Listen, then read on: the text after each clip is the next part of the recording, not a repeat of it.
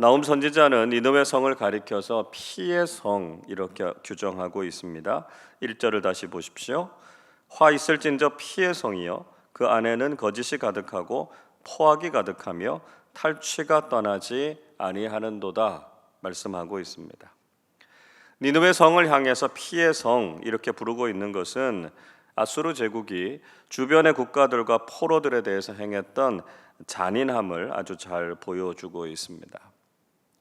아수르는 전쟁에서 승리했을 때 포로들의 손과 발을 자르기도 했고요. 눈과 귀, 코를 뽑기도 했고 심지어는 산 사람을 말뚝에 박거나 피부를 벗기기도 했습니다. 그렇기 때문에 아수르의 수도였던 니느웨는 약소국들의 피로 찌들었고요. 그들의 고통 소리가 가득했다 이렇게 묘사하고 있습니다. 다른 나라를 이렇게 공격하고 전쟁을 벌였던 니느웨가 이제는 자신들이 침략을 받고 공격을 받아서 비극을 경험하게 될 것이다 라고 하는 것을 예고하고 있습니다. 2절과 3절의 말씀 보시면 니느웨가 공격을 받고 그 성 안에서 전쟁이 일어나는 장면을 의성어와 의태어로 묘사하고 있습니다. 마치 전쟁을 담아내고 있는 그림 한 장을 보는 것처럼 또 한 편의 영화를 보는 것처럼 니느웨가 전쟁으로 그렇게 멸망당하게 되는 모습을 통해서 악한 자들이 반드시 고통과 멸망을 당하게 될 것이다 라고 하는 것을 아주 생생하게 그려주고 있습니다. 니느웨가 심판과 멸망을 당하는 이유에 대해서 나훔 선지자가 아주 잘 설명해 주고 있죠. 무엇보다 니느웨는 마술로 여러 민족들을 미혹했다 이렇게 지적하고 있습니다. 4절을 보십시오. 이는 마술에 능숙한 미모의 음녀가 많은 음행을 함이라 그의 음행으로 여러 나라를 미혹하고 그의 마술로 여러 족속을 미혹하느니라 말씀하고 있습니다.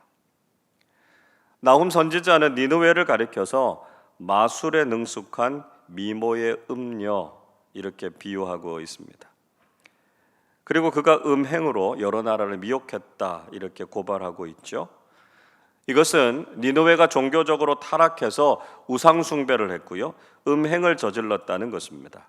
또 그것을 다른 나라에도 강요했을 것이다 이렇게 보는 견해가 있습니다. 왜냐하면 주로 성경에 보면 이 음행과 마술이라고 하는 것은 항상 우상 숭배와 직결된 것으로 보았기 때문입니다. 그러나 니느웨가 비록 우상의 중심지가 되기는 했지만 직접적으로 그들이 다른 나라의 우상 숭배를 강요한 것을 이야기하는 것은 아니다 이렇게 보는 견해도 있습니다. 왜 그러냐 하면 이스라엘을 제외한 다른 나라들은 이미 우상 숭배를 하고 있었기 때문이었습니다. 그래서 오히려 이것은 아수르가 가지고 있었던 정치적인 술수 또 간교함을 비유적으로 표현하는 것으로 보는 것이 더 타당하다 이렇게 설명하기도 합니다. 당시 아수르는 많은 나라들을 자기의 수하에 끌어들이려고 각종 감언이설을 일삼았고요. 군사적인 지원을 하기도 했습니다. 그러나 정작 그들이 자신들의 힘이 강해지게 됐을 때 그런 약속들을 다 깨뜨린 것이죠. 주변 국가들을 착취하고 수탈을 벌였습니다. 실제로 아수르는 아람과 북이스라엘의 위협을 받고 있었던 유다 왕 아하스를 지원해서 이들 연합군을 무력화시키기도 했습니다. 그러나 결국 아수르가 자신의 군사력을 강화해서 유다를 침략했고요. 속국처럼 다루었던 것을 볼 수 있습니다. 이런 아수르의 행태가 마치 마술로 속임수를 쓰는 간교한 음녀와 같았다 이렇게 고발하고 있는 것이죠. 나훔 선지자는 그런 니느웨가 수치를 당하게 될 것이다 예언했습니다. 5절과 6절 이렇게 말씀하죠. 보라, 내가 네게 말하노니 만군의 여호와의 말씀에 내 치마를 걷어올려 내 얼굴에 이르게 하고 내 벌거벗은 것을 나라들에게 보이며 내 부끄러운 것을 문 민족에게 보일 것이요 내가 또 가증하고 더러운 것들을 내 위에 던져 능욕하여 너를 구경거리가 되게 하리니 말씀합니다. 하나님께서는 악하고 거짓된 아수르를 심판하시겠다는 것입니다. 그들의 수치와 부끄러움을 만천하에 드러내시겠다 이렇게 말씀하셨습니다.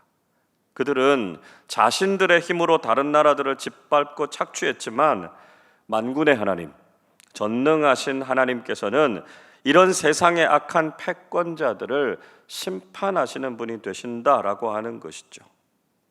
선하고 의로우신 하나님께서는 강하지만 악한 자들을 언제나 부끄럽게 하시고요, 선하고 세상에서 구경거리가 되게 하시겠다 이렇게 말씀하고 있습니다.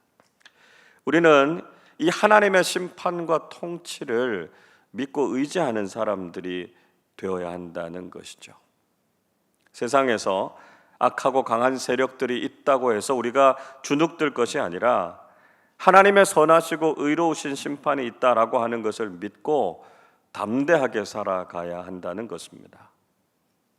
동시에 우리도 힘이 있다고 해서 절대로 다른 사람들에게 악한 일을 행해서는 안 된다라고 하는 것을 알아야 하는 것이죠. 하나님께서는 구스와 애굽 제국을 멸망시키신 것처럼 아수르도 멸망시키실 것이다 이렇게 경고하셨습니다. 8절 말씀 보시면 나훔 선지자는 니느웨와 노아몬을 비교하고 있습니다. 이 노아몬이라고 하는 것은 아몬의 도시라고 하는 뜻인데요, 태양신이었던 아몬을 섬기는 거대한 신전이 이 도시에 세워져 있었습니다. 이 노아몬은 애굽의 제18왕조의 수도였던 테베성을 가리키고 있습니다. 이 테베성은요, 둘레가 무려 38km 정도 됐고요, 성문만 해도 100개가 넘는 아주 규모가 큰 성이었습니다. 그리고 침공 자체가 불가능할 정도로 아주 좋은 입지 조건을 가지고 있었습니다. 그러나 이런 테베도 주전 663년에 신흥 제국인 아수르의 아수르바니팔에 의해서 멸망하게 됐습니다. 그런데 상대적으로 입지와 방어 조건이 떨어졌던 이 니느웨가 살아남을 수 있겠느냐? 하나님께서 그렇게 반문하신 것이죠. 결국은 니느웨가 반드시 무너지게 될 것이다 라고 하는 것을 다시 한번 강조해서 말씀해 주고 계십니다.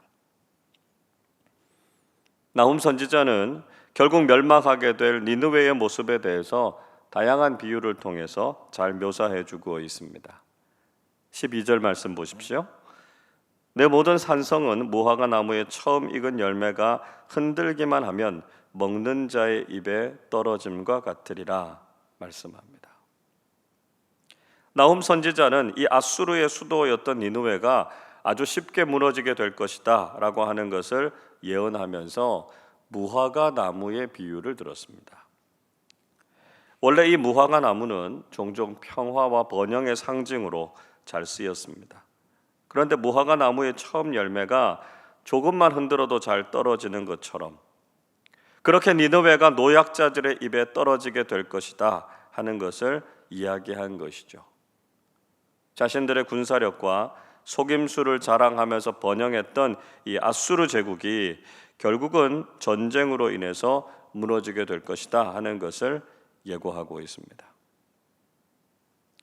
또 그들이 자랑하던 군대와 성들도 무너질 것이다 말씀하고 있습니다. 13절 보십시오.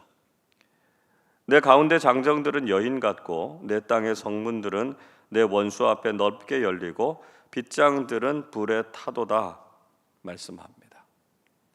장정들이라고 하는 말, 니느웨 성에 살고 있는 백성들, 특별히 군사들을 의미하고 있습니다.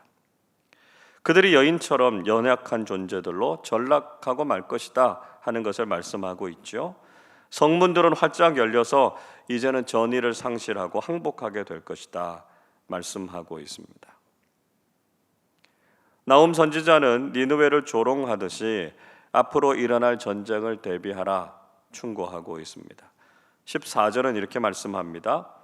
너는 물을 길어 에워싸일 것을 대비하며 너의 산성들을 견고하게 하며 지늘게 들어가서 흙을 밟아 벽돌 가마를 수리하라 말씀하고 있습니다. 니느웨를 향해서 물을 길어서 장차 포위될 것을 대비하라 이렇게 말했습니다. 전쟁이 길어지면 식수 문제가 심각해질 것이기 때문에 티그리스 강에서 물을 길어와서 긴 전쟁에 대비하라는 것이었습니다. 그리고 그들의 산성을 견고하게 하고 진흙을 가져다가 벽돌을 만들어서 장차 성이 무너질 때 수리하도록 준비하라, 이렇게 이야기하는 것이죠. 자, 이렇게 말하고 있는 이유는 결국 아무리 인간적으로 이런 위기를 대비한다고 할지라도 멸망을 피할 수 없을 것이다 라고 하는 취지로 말씀하고 있는 것입니다. 나훔 선지자는 한때 강한 사자 같았던 니느웨가 한낱 메뚜기 떼로 전락하게 될 것이다 라고 하는 것을 예고했습니다. 15절 말씀 보시면 그들이 숫자를 많게 하더라도 그들은 느치와 메뚜기에 불과할 것이다 말씀하고 있죠. 16절에서도 그들의 상인들을 하늘의 별보다 많게 했지만 결국은 느치가 날아가는 것처럼 그들의 부도 사라지게 될 것이다 말씀하셨습니다. 또 17절에서는 그들의 지도자들과 장수들도 메뚜기가 날아감 같이 사라지게 될 것이다 말씀하셨습니다. 마치 가나안을 정탐한 이스라엘 백성들이 자신들을 메뚜기로 봤던 것처럼 니느웨도 그렇게 연약한 존재로 전락하게 될 것을 말씀하고 있는 것이죠. 결국 아수르는 멸망하고 주변의 모든 나라들은 그것을 기뻐하게 될 것이다 말씀하고 있습니다. 18절과 19절 말씀 같이 읽어보겠습니다. 아수르 왕이여, 내 목자가 자고 내 귀족은 누워 쉬며 내 백성은 산들에 흩어지나 그들을 모을 사람이 없도다. 내 상처는 고칠 수 없고 내 부상은 중하도다. 내 소식을 듣는 자가 다 너를 보고 손뼉을 치나니 이는 그들이 항상 내게 행패를 당하였음이 아니더냐 하시니라. 여기에서 목자가 자고 귀족들이 누워서 쉰다 이렇게 번역하고 있기 때문에 마치 이것이 태평세월을 보내면서 평안하게 잘 지낸다라고 하는 뜻으로 오해하기가 쉽습니다. 그러나 여기에 잔다라고 하는 말은 죽다라고 하는 말에 가깝습니다. 누워서 쉰다라고 하는 말은 자기의 역할을 잃어버렸다라고 하는 뜻입니다. 즉 통치자들은 죽었고요, 귀족들은 자기의 직무를 상실했다라고 하는 뜻이죠. 아수르가 이렇게 멸망당하고 흩어지게 될 것이다 라고 하는 것을 예언하신 것입니다. 그리고 아수르의 멸망에 대한 소식을 들은 주변 국가들은 손뼉을 치면서 그들의 멸망을 기뻐하게 될 것이다 말씀하고 있습니다.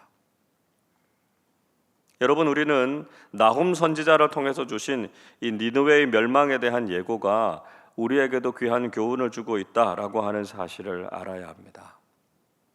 우리가 세상적인 힘과 소유를 가지고 있다고 해서 절대로 교만하거나 다른 사람들을 괴롭혀서는 안 된다는 것이죠. 하나님께서는 악하고 강한 자들을 반드시 심판하시고 그들을 세상의 조롱거리로 삼으실 것입니다. 그래서 우리는 늘 하나님 앞에서 겸손하고 바르게 살아야 한다는 것이죠. 동시에 세상에서 강하고 악한 세력들이 우리를 공격한다고 할지라도 두려워하거나 낙심하지 말아야 합니다. 선하시고 전능하신 하나님께서는 반드시 악한 세력들을 심판하시고 하나님의 손으로 무너뜨리실 것입니다. 우리는 악한 세상을 살아가지만 믿음으로 담대하게 살아가야 합니다.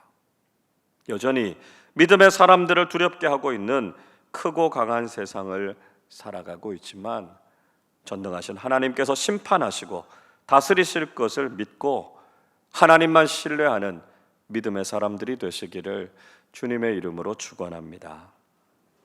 기도하겠습니다. 전능하시고 의로우신 하나님 아버지, 믿음으로 살아가는 저희들을 늘 보호해 주시고 하나님의 선하신 뜻을 이루어 가심에 감사와 찬양을 드립니다.